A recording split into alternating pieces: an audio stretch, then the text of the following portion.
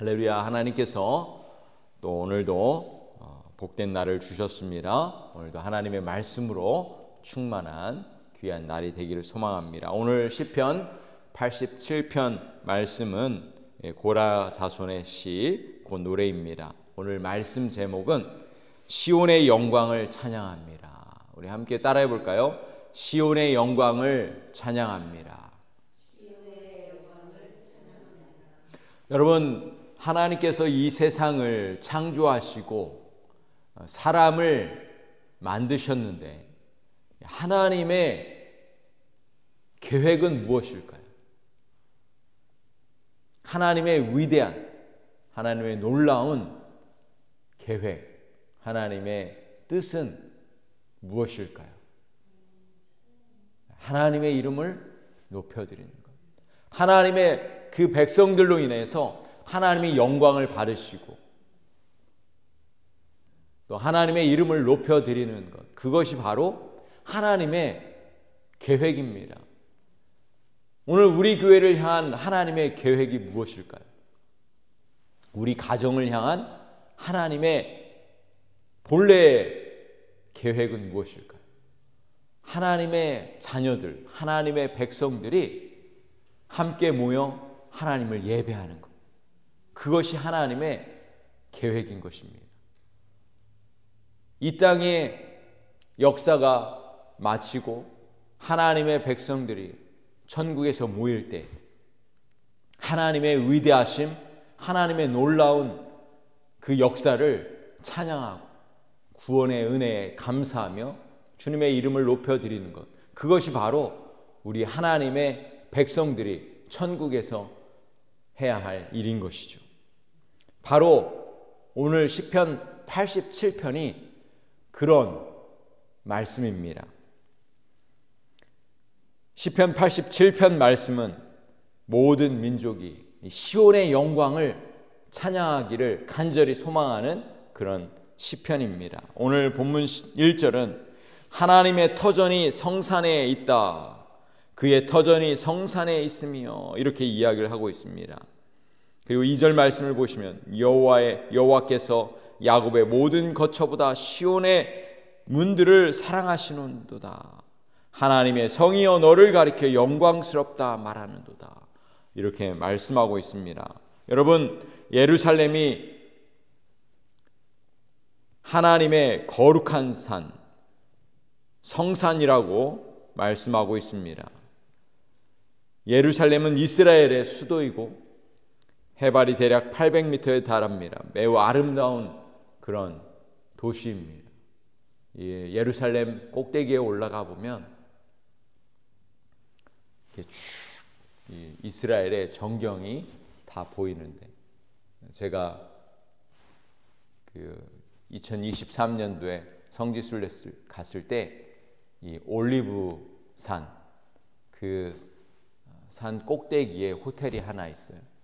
거기서 쭉 이렇게 보면은 이스라엘 전경이 쫙 펼쳐지는데 얼마나 아름다운지 모릅니다. 여러분, 예루살렘, 이스라엘의 그 성산, 이 예루살렘이 찬양을 받아야 될 이유가 무엇일까요? 왜 그곳이 하나님의 영광이 임하는 곳일까요?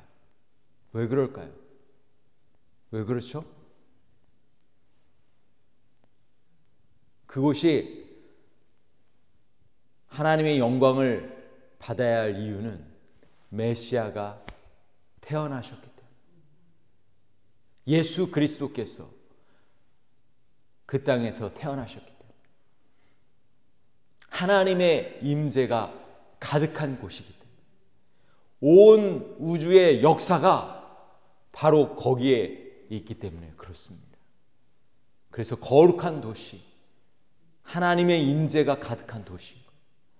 제가 예루살렘에 갔을 때 그게 느껴지더라고요. 우리 메시아 예수님께서, 우리의 구주가 태어나신 곳이 바로 이곳이구나. 이 온몸에 이 전율이 느껴졌어요. 막 두 손을 들고 기도를 했습니다.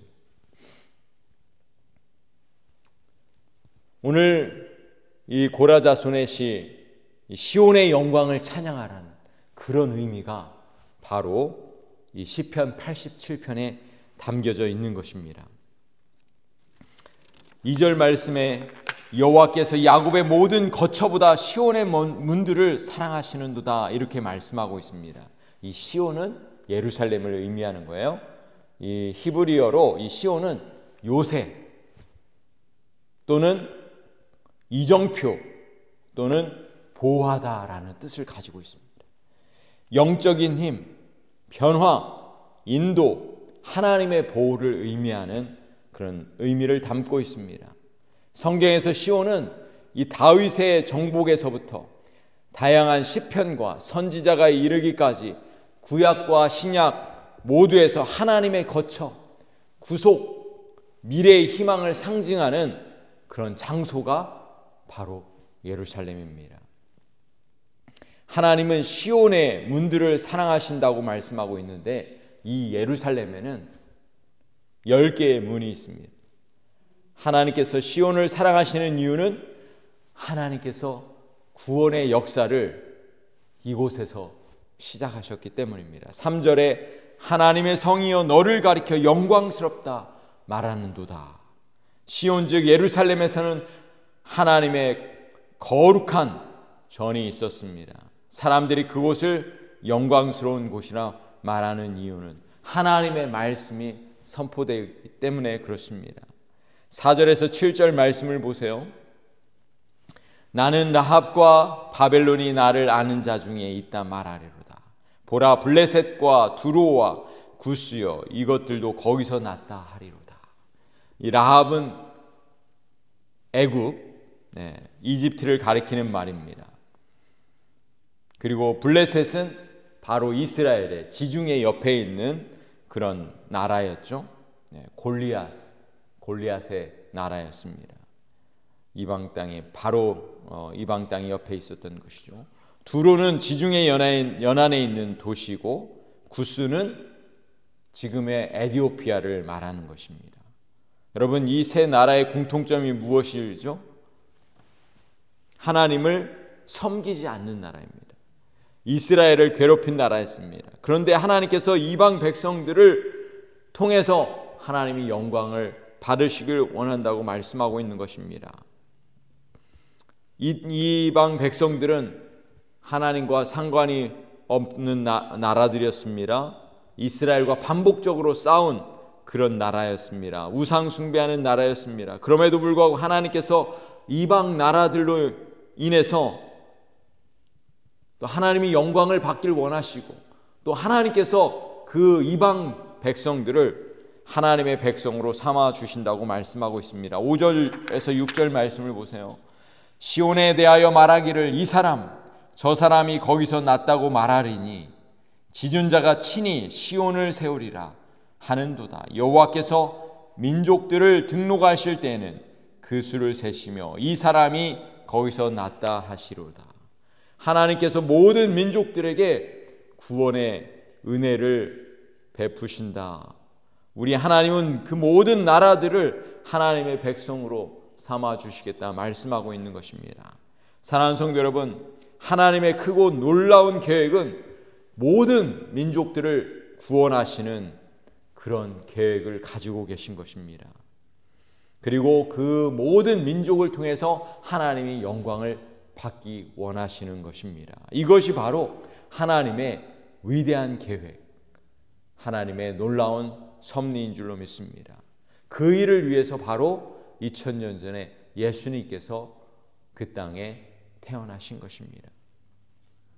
시온에서 시작된 구원의 역사가 온 열방 가운데 하나님의 영광이 그곳에 선포되어지고 또 구원의 역사가 모든 열방 가운데 임하게 될 줄로 믿습니다. 우리 교회가 선교하는 교회가 되어야 하는 이유가 바로 여기에 있는 것입니다. 2025년 하나님께서 주신 그 크고 놀라운 계획들을 우리가 알기를 소망합니다. 이 새벽에 우리가 하나님의 큰 계획을 통해서 하나님을 찬양하고 하나님의 이름을 높여드리는 우리 모든 성도들이 되길 원합니다. 7절 말씀을 보세요. 노래하는 자와 뛰어노는 자들이 말하기를 나의 모든 근원이 내게 있다 하리로다.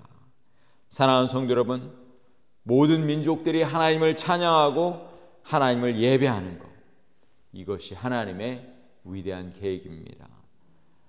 우리 모든 성도들이 오늘 하나님의 위대한 계획을 깨닫고 알고 온 열방을 품고 기도하는 우리 모든 하나님의 자녀들, 백성들이 되기를 간절히 소원합니다. 오늘도 하나님의 위대하심에 감사하고 찬양하고 하나님의 이름을 높여드리는 우리 모든 우리 성도들 되시기를 우리 주님의 이름으로 축복합니다. 기도하시겠습니다.